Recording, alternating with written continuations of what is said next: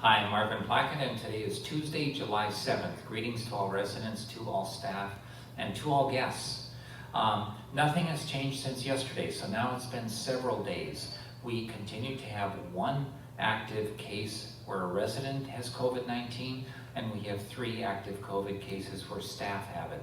And the resident continues to be in the hospital, and the staff, of course, are at home. So there's no one in Episcopal Homes communities that has a confirmed case of COVID-19. So we're certainly very pleased about that. We're very pleased about the numbers. We wish, of course, that the 4 would come back fully healed, the COVID-19 fully resolved, and we sure hope that that is not in the distant future, but rather it's in the near future. And of course, I will continue to keep you updated always.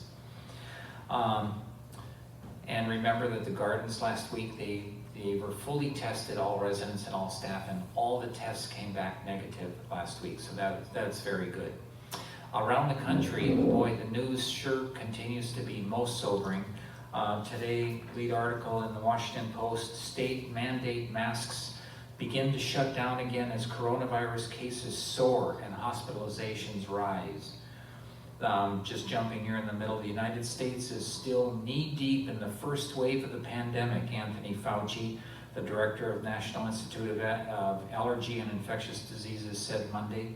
Fauci noted that while Europe managed to drive infections down and now is dealing with little blips as it reopens, the U.S. communities never came down to baseline and now are surging back up. Most sobering, another article. Coronavirus hospitalizations soar in Arizona and the rest of the Sun Belt. And I heard just a couple of hours ago on public radio that in that Sun Belt that there are some cities where they are telling the general public, don't come to the hospital. They are turning them away because they are at capacity and they cannot accept anyone else. They're just saying, stay home, live with it, deal with it. That is clearly so sobering. Here in Minnesota, it is really great to see that we are not in that spot. We still are at that spot of having a couple of hundred or 300 new cases a day, but that's nothing like several thousand a day as a number of these states are experiencing. And so while Minnesota, of course, and we're in one of the states that's in a better spot, and we want to keep it that way. And at Episcopal Homes, for a long-term care organization, we are one of those organizations that's in a pretty good spot, and we really want to keep it that way. And that's only because of the diligence and the vigilance of you and me, of all of us, right? You keep me safe, I keep you safe. We work together. It can't just be one of us. It has to be all of us, right? Working together to keep one another safe. We want to keep Episcopal Homes in a good spot. So when it comes to those basics of social distancing, wearing a mask at all times, if you gather in any groups, only in a small group where you can keep your social distance. And of course, you have any symptoms, stay inside, stay home, self-isolate, get tested, inform us, and etc. And then of course, frequent hand washing as well. Even though now the latest research is showing that the majority of the spread, it's coming from your mouth to my mouth and my mouth to yours and so forth, that if we are in close proximity and if one of us has it, it's just that process of speaking to one another that is likely going to give it to one another, or as a room fills up with the coronavirus droplets, then of course it can be spread from just being in the same room if you're in close enough proximity. Again, I'm not the expert, but I'm reading and paying attention to what the experts are saying. So keeping these key principles in place, that's the only vaccine, which isn't 100%, right? There's no guarantee that doing these things is going to avoid it, but it increases the chances substantially that you will avoid it, that I will avoid getting it. If we do keep these things, if we're practicing these things at all times, the social distancing, the wearing of the mask, the hand washing, gathering only in very small groups so that you can keep your social distancing, and if you have any symptoms, self-isolate. So key things. Thank you so much for your cooperation. We all need to do our part. We're all in this together, right? I can't, if I don't help you, then it's going to spread. If you don't help me, it's going to spread. We're in this together. We have to work together.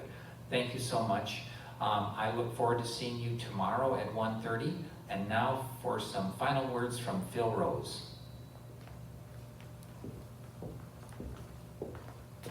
Thank you very much, Marvin. It's good to be here. A couple of things that I want to touch on today. One is that something that I've mentioned before is how difficult it is for us to grieve the loved ones that we've lost in the midst of this pandemic. The fact that we can't gather for memorials, or it's made much more difficult by all of this. I wanted to remind people that we do a service remembering our neighbors on the first Thursday of every month. And this month, July, with Thursday being so close to the 4th of July, we decided to wait until this week. So on Thursday, July 9th at 2 o'clock, we will remember our neighbors who have died during the month of June. And there were 6 of them. So I invite you to join us at 2 o'clock on Facebook Live or on channel 6.1, and so that you can join with us. I will also post that on our website, so you'll be able to view that at any time as we remember them. Last week I talked about staying connected, and I want to assure you that we have been working hard to boost these television stations, the channel 3.1, 3.2, 6.1, and 7.1. If you do not have access to those, I recommend that you talk to your housing manager, talk to your activities person, and they can help you rescan your television set so that you should be able to see those. Of course, hopefully a lot of you are watching me on 6.1 right now, but there are a lot of really good programming tools coming through that I want to make sure you have access to. So please do that. And then lastly, I want to talk to you about something that we're going to be doing. It's called The Path, a journey through the Bible. And I know there are a lot of folks that are like, well, I would like to read the Bible. They get about 15 pages in, and there's these names and these genealogies, and they say to heck with it.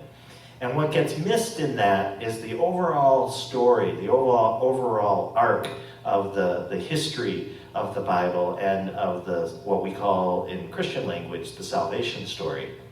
So this book is called The Path, and it's only about 350 pages, but it covers the stories of Scripture from beginning to end. And we're going to do a multi-platform Bible study over the next few months. The reason that I really want to do this is because I think that the Judeo-Christian story has so much to offer during difficult times. And this is a way for us to get into that story and discuss it. So I will be reading each of the chapters and making that available on the channel 7.1 as well as on our website. We will be distributing pamphlets about it as well. And then on top of it, we're going to do Zoom conversations so that people can weigh in on it and discuss it. So keep your eyes peeled for that. That will be coming out in the next couple of weeks. So thank you very much for listening. Until we meet again, be well.